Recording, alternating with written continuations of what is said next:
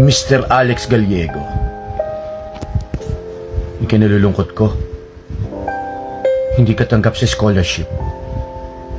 Hindi ka makakapag-aral sa university na to. Hindi po ako tanggap. Bakit po? Nakapasa naman po ako dun sa entrance exam at dun sa scholarship exam na binigay po ng university. Bakit po hindi ako makakapasok dito? Dahil anak ka ni Rosalina Gallego. Kilala niyo nanay ko? Kung anak man ako ni Rosalina Gallego, ano po bang problema? Dahil ikaw ang bunga ng pagkakasala ni Rosalina Gallego.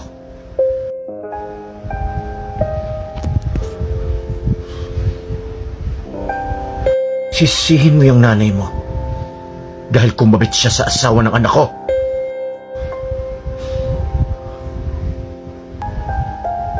Dahil sa ginawa ng nanay mo, hindi lang pamilya ng anak kong nasira. Nasiraan din siya ng bait.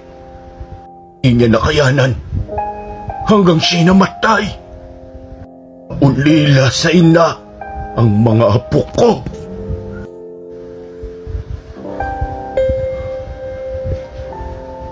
Tuluyang sumama ang asawa ng anak ko sa nanay mo.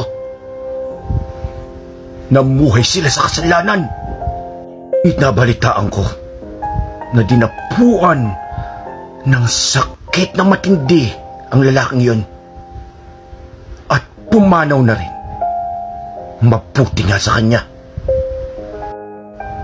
Ngunit hindi pa nagtatapos doon. Hindi pa rin ako nakukontento.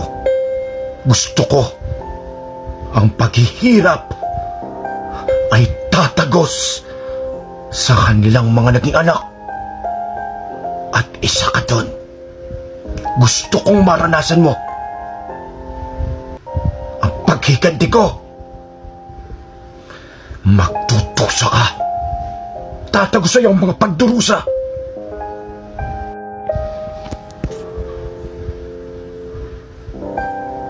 Habang ako ang presidente ng university na to, hinding-hindi ka makakapag-aral dito.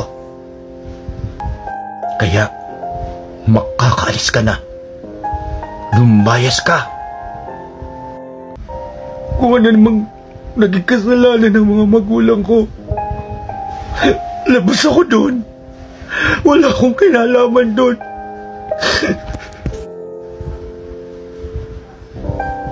Bakit kailangan ko magbayad? Bakit kailangan ko magdusa sa ginawa nilang kasalanan na wala akong kinalaman? Wala akong kasalanan. Ang naging kasalanan ko lang ay naging anak nila ako. Napakalpit naman ninyo, Senyor Vicente. Yung pala kayo, nagpaparusa kahit sa mga inosente. Kung ayaw niyo akong tanggapin sa university na to, ay di wag. Hindi lang kayo ang university sa mundo. Salamat sa inyo.